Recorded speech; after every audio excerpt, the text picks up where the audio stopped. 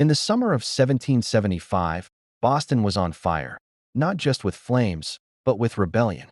History was about to explode. On June 16th, colonial forces began digging trenches, but not on Bunker Hill. They set up on Breed's Hill, a mistake that would echo for centuries. At dawn on June 17th, thousands of British troops landed, well-trained, well-armed, and furious. Their mission: crush the rebellion. But what waited for them wasn't fear. It was resistance. As the British marched up the hill, American Commander Prescott shouted, "Don't fire until you see the whites of their eyes." They had little ammo. Every shot had to count. Then, everything exploded. The Americans opened fire.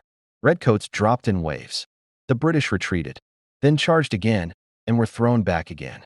By the third assault, the Americans were nearly out of ammo. The British surged forward, and this time, they broke through. The hill was lost, but the cost was massive. The British may have taken the ground, but they lost something greater: the illusion of dominance. The world saw that colonial farmers could fight the world's most powerful army and nearly win. Most people don't know, the battle wasn't even on Bunker Hill. It was on Breed's Hill. And despite the loss, the Patriots considered it a victory, a stand that told the world, "We won't back down." 250 years later, the spirit of Bunker Hill still lives on, not just in monuments, but in the courage of a people who stood their ground and paid the price for freedom. The hill may be quiet now, but the echoes of musket fire still shape our nation.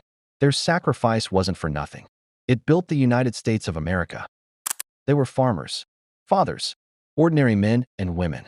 But that day, they became something else. They became Americans.